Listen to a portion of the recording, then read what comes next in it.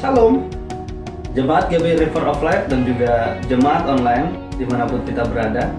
Kami yakin dan percaya kuasa Allah akan semakin nyata dalam kehidupan setiap orang percaya.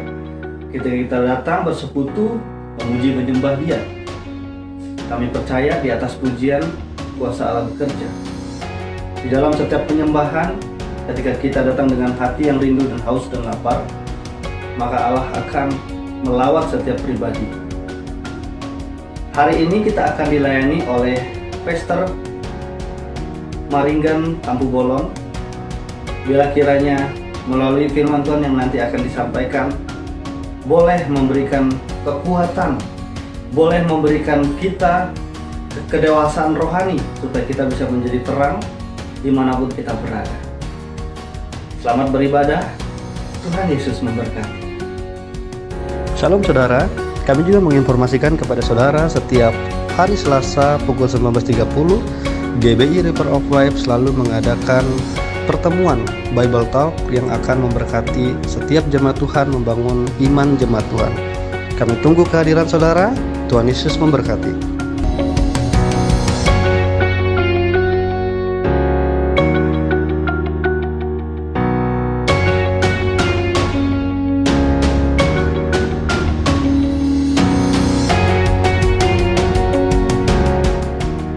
Kami juga menginformasikan kepada Bapak Ibu dan Saudara-saudari Jemaat GBI River of Life yang ingin dan rindu memberikan persembahan dan perpuluhan, bisa langsung mentransfer ke rekening BCA atas nama GBI River of Life dengan nomor 757 123 4568. Tuhan Yesus memberkati.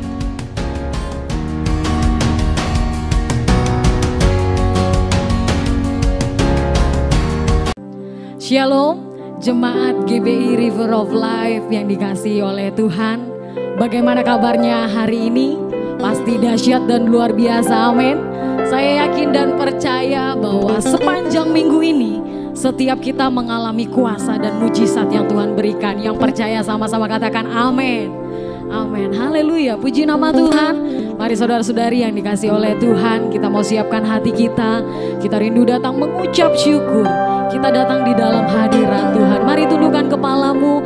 Kita rindu berdoa bersama-sama. Kita mau siapkan hati kita. Kita masuk di dalam hadirat Tuhan. Terima kasih ya Allah yang baik. Engkau Tuhan kami yang berkuasa. Engkau Yesus Tuhan, Raja di atas segala raja. Kami bersyukur Tuhan untuk hari, bahkan untuk kesempatan yang terbaik saat ini kami duduk di dalam hadirat-Mu Tuhan. Kami rindu menaikkan setiap ucapan syukur kami. Kami rindu naikkan penyembahan kami. Biarlah ini menjadi persembahan yang berkenan di hadapan-Mu Tuhan. Terima kasih Bapa. Terima kasih Tuhan, terima kasih.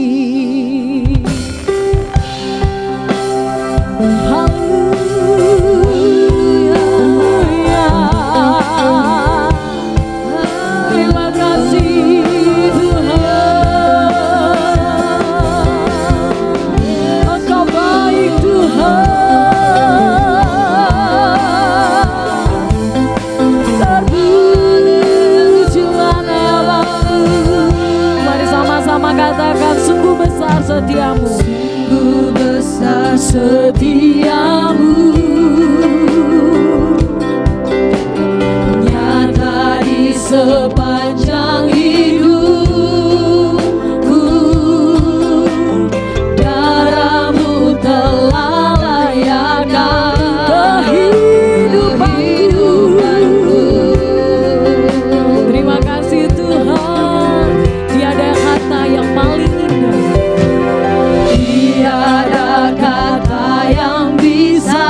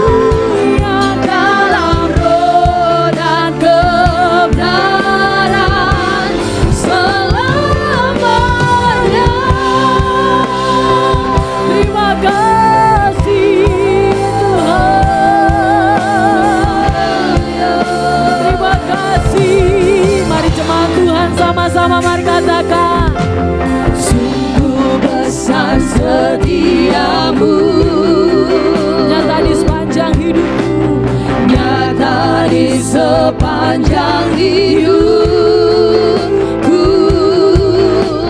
darahmu telah layakkan kehidupanku. Oh, tiada kata yang bisa, tiada kata yang bisa lukiskan indahnya Kau Tuhan. Bagimu segala pujian dan kemuliaan. Ku tinggikan Engkau Tuhan, melebihi segalanya, lebih dalam ku menyembah.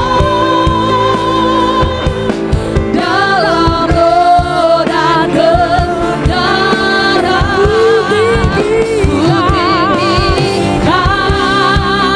Engkau Tuhan, melebihi segalanya, lebih dalam ku menyembah. Dalam roh, kami lagi mari nyatakan ku tinggikan Yesus, Engkau Tuhan, melebihi segalanya, lebih dalam ku menyembah. Dalam roh dan kebenaran selamanya. Mari sembah Dia, Yesus, Yesus. Kami mau tinggikan Engkau lebih lagi, Yesus.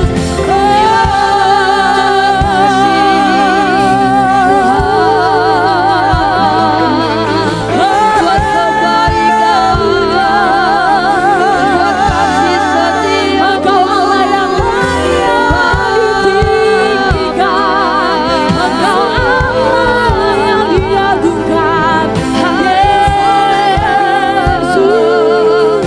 Glory bagimu,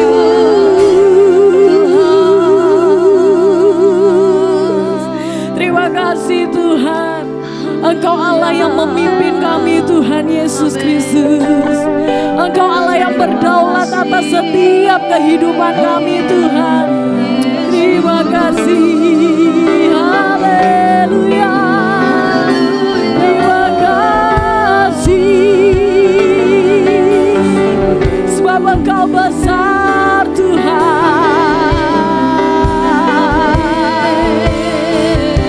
Haleluya.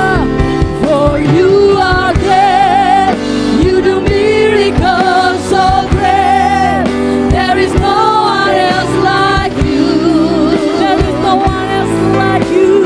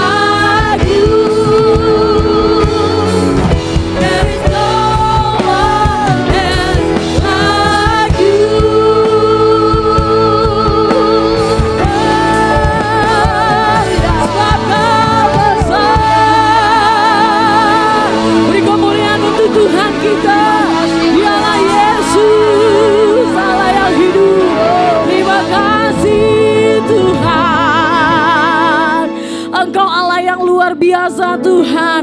Engkau pemilik seluruh kehidupan kami Tuhan Yesus. Kami mau terus tetap percaya akan setiap janji-janji-Mu Tuhan. Engkau Allah yang setia, Engkau Allah yang tidak pernah mengingkari janji-Mu Tuhan Yesus. Terima kasih Bapa yang baik, urapi setiap kami Tuhan. Dimanapun kami berada saat ini Tuhan, ketika kami duduk datang memuji dan menyembah Engkau Tuhan, urapi kami Bapa. Hanya di dalam nama Tuhan Yesus Kristus, jemaat Tuhan yang rindu lebih lagi memuji dan menyembah Tuhan, sama-sama katakan amin. Haleluya. Mari saudara-saudari, kita mau lebih lagi bersuka cita di dalam hadirat Tuhan. Masuk hadiratnya dengan hati bersyukur. Haleluya. Engkau Allah yang hidup, Engkau Allah yang layak menerima pujian. Hadiratnya dengan hati bersyukur.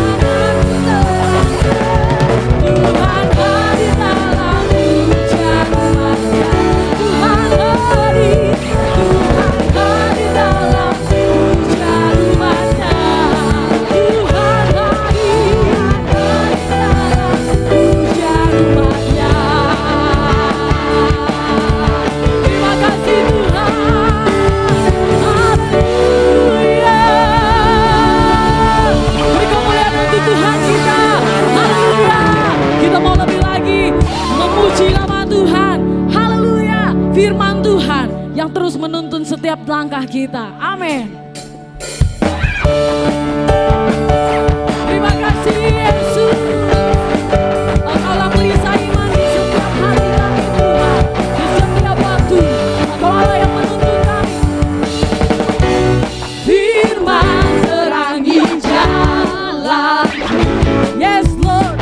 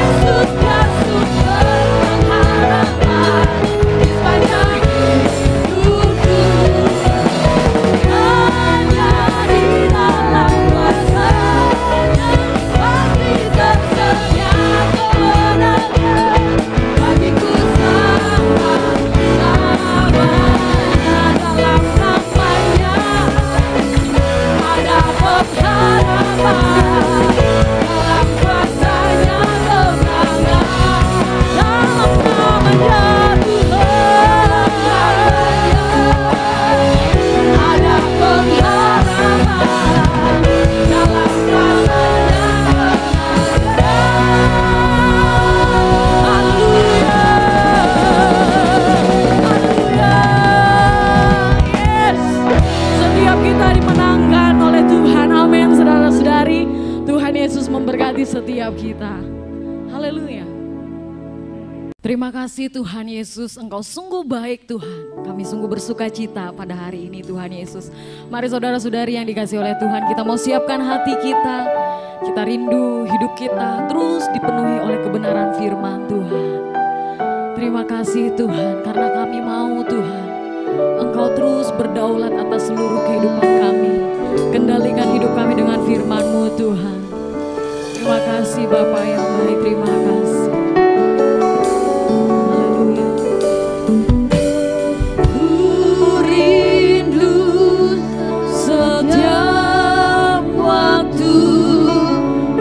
Hidup di kebenaran-Mu, bukan dengan kuatku, namun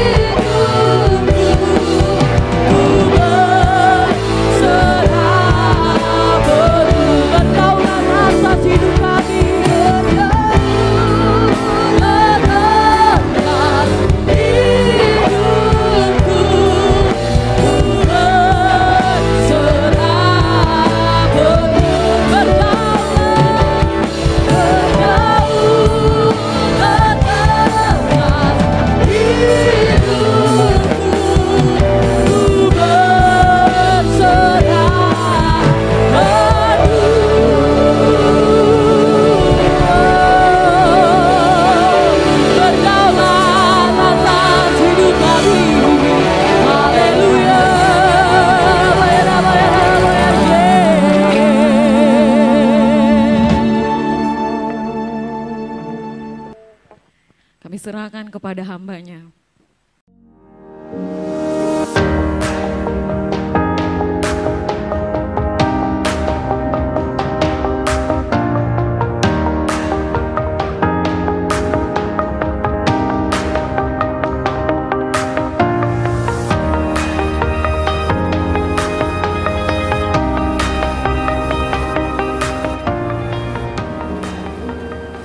Shalom jemaat GB River of Life. Puji Tuhan kalau pada hari ini kita bisa berjumpa dalam ibadah minggu ini melalui online. Terima kasih kepada hambanya, Gembala Jemaat Pendeta Junedi Salim yang telah memperkenalkan saya untuk melayani kebenaran firman Tuhan kepada jemaat sekalian pada hari ini. Sebelum kita memulai mendengar firman Tuhan, kita berdoa terlebih dahulu.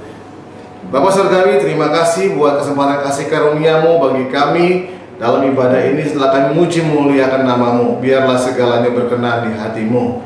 Dan kami juga rindu Engkau datang melawat setiap jemaat-Mu dengan kebenaran firman-Mu.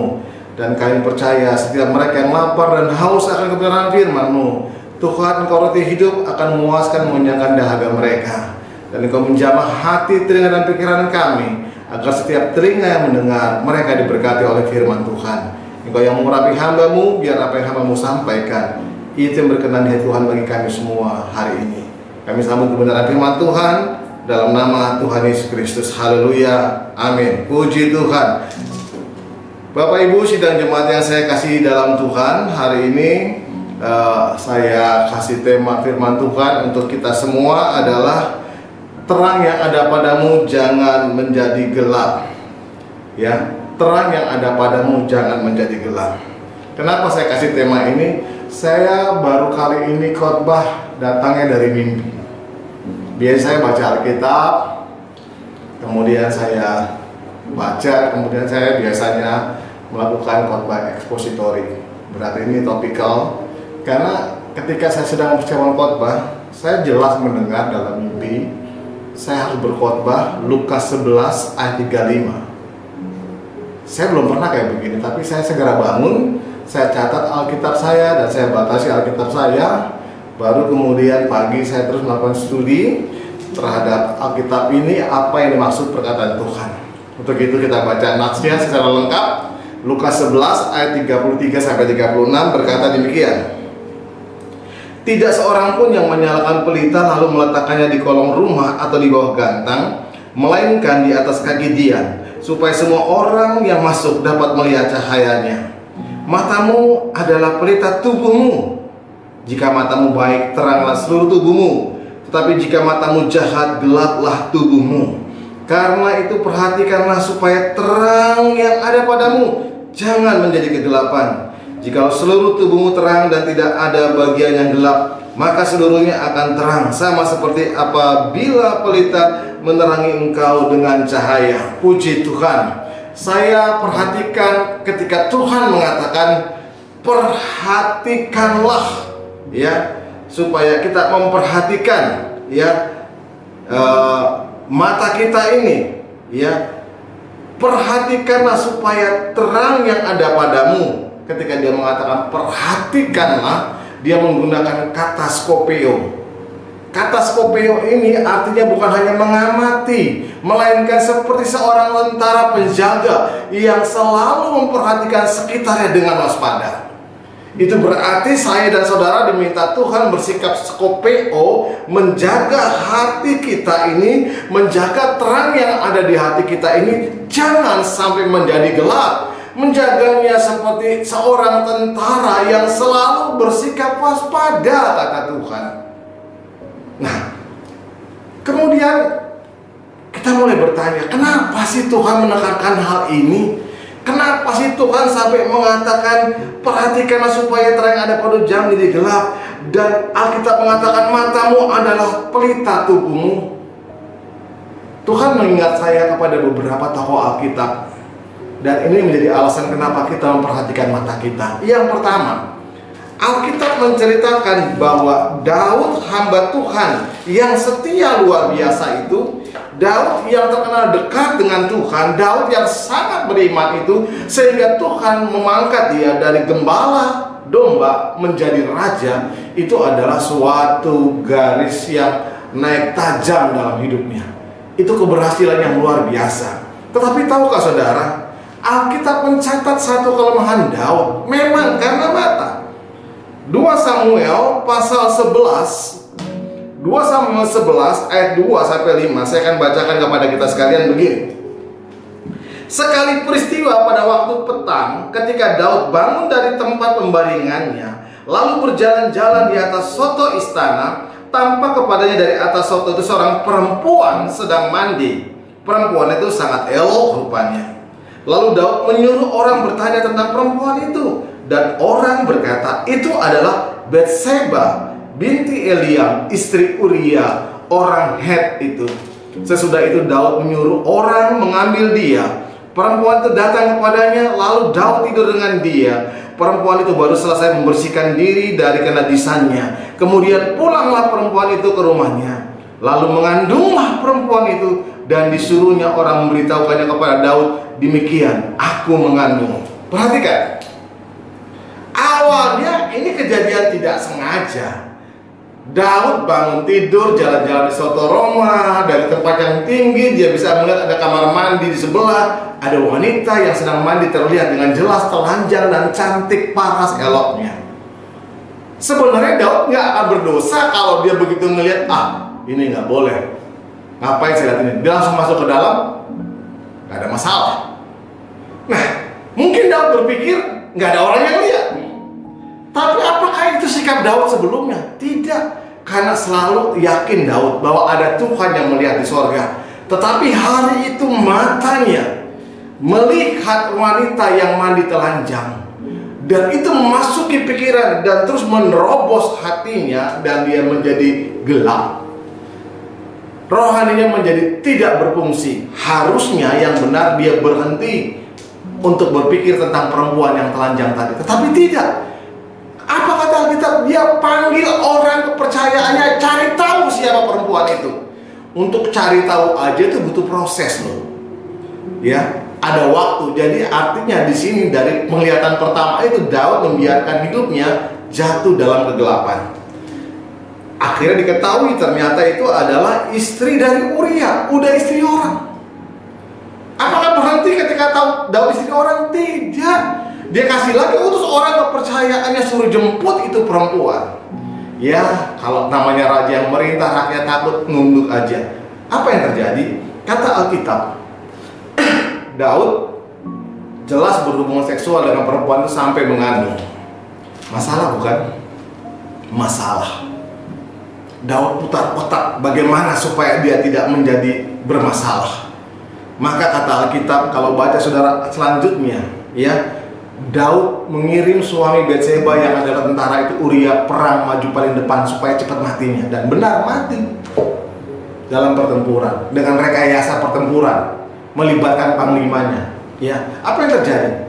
Setelah meninggal Uria, Batseba jadi janda. Disitulah Daud datang melamar dia. Kesannya baik, kesannya pahlawan, kesannya luar biasa. Tetapi apakah yang terjadi? Dari mulai awal Daud melihat wanita telanjang itu, kemudian membuahi pikirannya, hatinya dipenuhi dengan kegelapan. Yang ada selanjutnya adalah rencana-rencana kejahatan. Dimulai dari melibatkan orang lain untuk berdosa dengan kelakuannya. Dia kirim orang mencari tahu siapa perempuan itu. Dia kirim orang untuk memanggil semua orang yang bisa manggil perempuan itu. Kemudian dan berusaha membungkam hal-hal yang buruk dengan cara-cara yang keji. Tetapi Allah melihat dari sorga. Allah melihat dari sorga. Dan kalau menurut saya, ini sebenarnya adalah kisah yang tragis dari seorang yang rohaninya sangat luar biasa. Hanya karena mata. Itu sebabnya perhatikanlah baik-baik.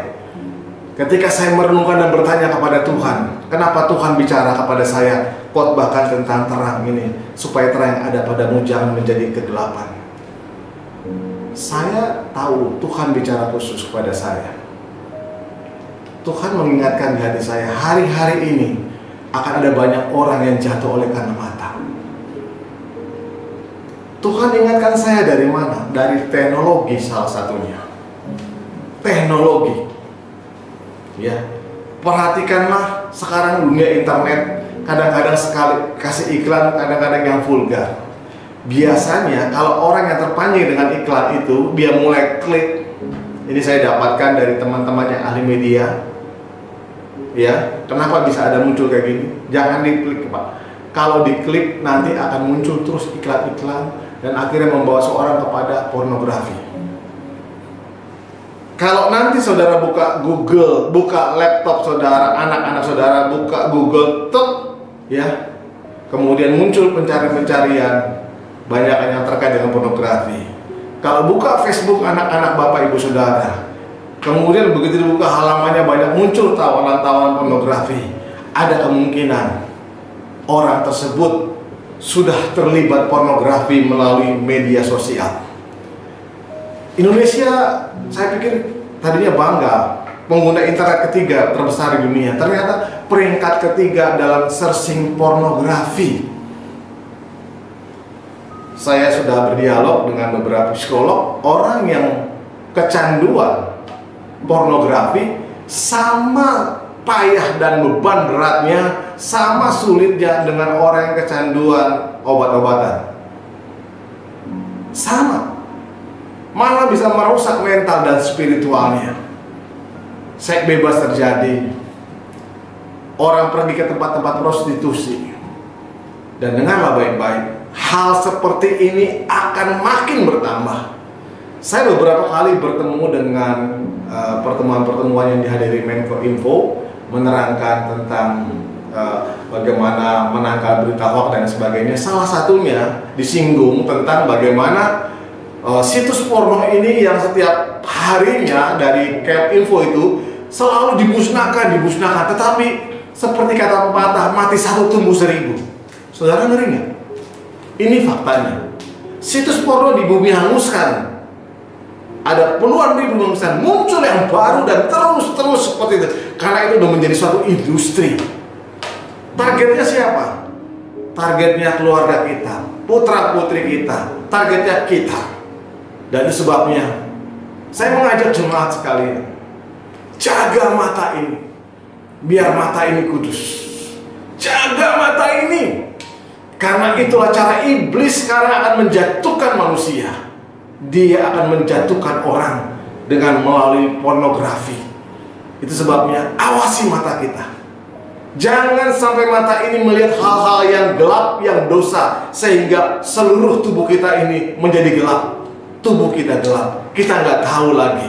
Kita pikir tidak ada orang yang melihat kita melihat hal-hal yang porno di kamar kita, di kantor kita. Kita lupa, itu juga dialami Daud ketika dia melihat wanita telanjang dan menikmatinya. Dia pikir keluarga, anak, siapapun tidak ada yang melihat, tetapi ada Tuhan di sorga yang melihat saya dan saudara. Itu sebabnya perhatikanlah, jangan sampai terang yang ada pada kita menjadi gelap. Mata adalah pelita tubuhmu. Jangan sampai matamu gelap, hatimu gelap. Yang kedua, Alkitab memperingatkan kita juga tentang penglihatan dari orang yang tamak akan harta, akan kekayaan dunia ini. Itu diceritakan dalam Kejadian 13 ayat 10 sampai 12 ketika Abraham mau berpisah dengan Lot. Saat itu karena mereka makin banyak ternaknya, akhirnya budak-budak mereka jadi berkelahi satu sama lain, perebutan tempat cari rumput dan sebagainya. Abraham berpikir kalau begini terus makin lama makin gak bagus, lebih baik kita pisah aja. Dan Abraham berkata kepada Lot, Lot, kita pisah aja supaya kita nggak ribut anak buah kita. Nanti budak-budak kita ribut, nanti jangan-jangan ributnya sampai ke kita. Lebih baik kita pisah saja. Nah, Abraham bilang, sekarang kamu pilihlah mau kemana kamu. Kalau kamu ke timur, saya ke barat. Kalau ke utara, selatan, kira-kira begitulah. Ya, dan apa yang terjadi? Kalau menurut saya, kalau saya adalah ponakan, ditanya seperti sama paman saya nggak akan mau. Saya akan bilang, paman aja dulu yang pilih. Tapi tidak begitu dengan Lot. Apa yang dikatakan Alkitab tentang Lot? Mari kita lihat. Kejadian 13 ayat 10.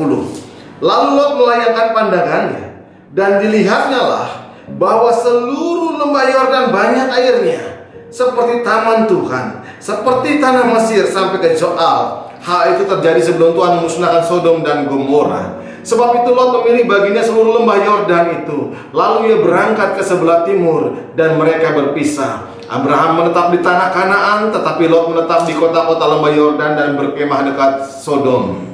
Perhatikan,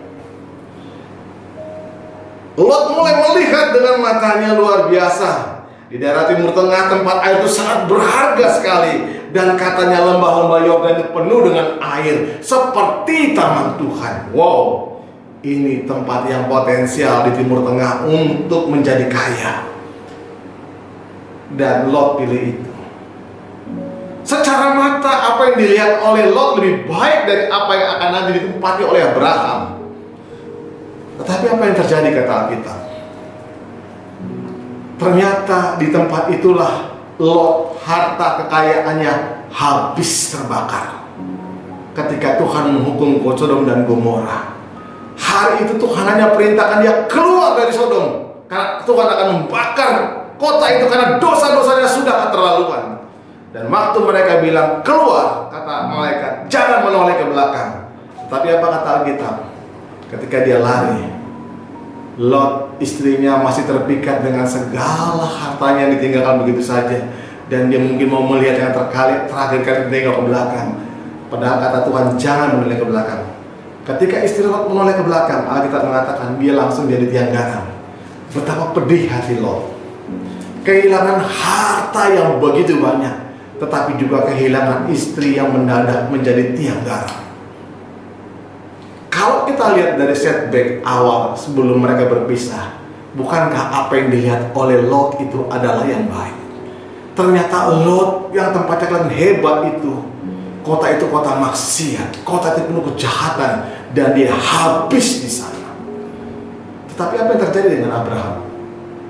Tempat ini menjadi tempat yang sangat luar biasa diberkati Tuhan. Dari awal memang Abraham sudah sangat percaya kepada Tuhan. Dia disuruh pergi meninggalkan tempat orang tuanya ke tempat negeri yang ditunjukkan di mana dia tidak tahu. Dia nggak ngelihat tempat itu. Dia nggak pernah tahu tempat itu. Dia hanya jalan. Itu sebabnya kata Alkitab berbahagialah orang yang tidak melihat tetapi percaya. Nah dari kisah ini kita mau lihat. Ternyata juga hari-hari ini banyak orang-orang Kristen bisa seperti Lot. Ya, mengandalkan apa yang dilihat secara mata. Dia lihat sini, dia lihat sana, dia lihat sana. Saya pernah ditawarkan investasi, kelihatannya baik, ini. Ya, pokoknya menggiurkan lah dari hasil investasi yang ternyata itu bodong, itu ternyata yang bermasalah banyak itu. Kenapa ada banyak orang yang terpikat? Karena mata mereka melihat kemungkinan ekonomi yang luar biasa. Tetapi Tuhan menuntun saya tidak. Jangan. Nah inilah yang harus kita lakukan. Kita harus melihat segala sesuatu justru dengan mata iman kita. Kita berdoa kepada Tuhan. Tuhan tolong, Tuhan berkati saya untuk melihat segala sesuatu seperti Engkau melihatnya. Jangan mengandalkan kekuatan kita. Bukankah ketika Samuel mau mengurapi anak-anak Isai, juga Samuel juga pernah salah karena dia melihat inilah sosok pemimpin, inilah sosok pemimpin. Ternyata Tuhan katakan, engkau melihat apa yang dilihat oleh manusia secara mata, tetapi aku Tuhan melihat hati. Dan apa yang dilihat oleh mata Samuel semuanya tidak masuk nominasinya Tuhan, sebab Tuhan melihat Daud kala itu. Di sini kita diingatkan oleh Tuhan, ya. Ternyata seorang nabi pun juga ketika disuruh mengurapi seorang untuk menjadi raja Israel pernah salah lihat juga, pernah salah tersangka juga. Karena kenapa? Seringkali mata kita ini kita anggap udah paling the best. Nah itu sebabnya saya mau katakan, kita harus melihat apa yang Tuhan lihat, apa yang mata Tuhan lihat secara hati. Kita berusaha menangkapnya dan melihatnya. Saya bersyukur saya nggak pernah tertipu. Tawaran-tawaran menggiurkan saya juga nggak langsung spontan mau. Saya berdoa dan saya minta kepada Tuhan apakah ini benar. Saya selalu mendapat indikator dari Tuhan karena kita mengatakan kita dimeteraikan oleh Roh Kudusnya. Roh Kudus menolong. Saya dapat selalu indikator oleh Tuhan. kalau saya nggak nyaman, saya nggak damai, saya nggak akan teruskan. Saya tahu peras itu gak berkenan. Jadi beberapa kawan-kawan saya tertipu, ditawarkan dengan cara yang sama, orang yang sama, mereka tertipu, tapi saya tidak. Kenapa? Saya nggak mau lihat dengan pandangan-pandangan secara mata yang kelihatannya menggiurkan.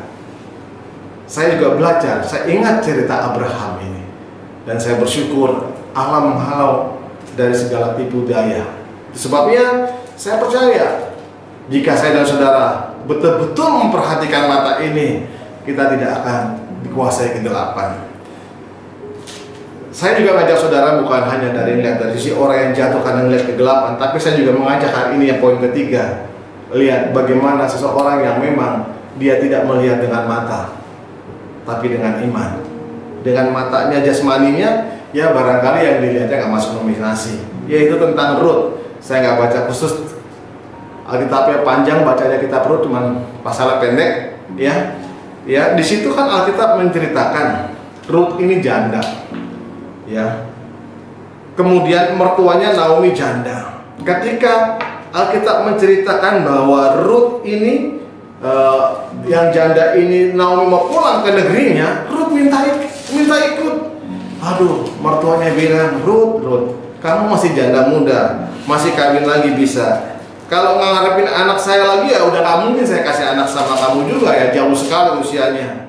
Tapi Rut tidak mau, kata Alkitab. Rut mengatakan begini kepada Naomi, Allahmu Allahku, bangsamu lah bangsaku. Sebenarnya apa ya makna dari perkataan Rut ketika dia mengatakan hal ini kepada mertuanya Naomi? Sebenarnya tanpa secara tidak langsung, Rut mau berkata, aku mengimani apa yang diimani engkau terhadap Allahmu, dan aku mau ikuti. Dan terbukti dalam Alkitab diceritakan Rut itu sangat-sangat taat kepada Naomi mertuanya, ya. Dan Alkitab menceritakan, ya, sekalipun Rut ini adalah orang Moab, bukan orang Ibrani, ya, tetapi Alkitab mencatat dia sangat mempercayai Allahnya Naomi. Kalau saudara perhatikan, ya, ketika di tempat Boas itu jauh lebih tua dari Naomi. Makanya Boas aja manggil Rut lebih tua dari Rut, maksud saya. Boas manggil Rut aja anakku, kan? Jauh kan?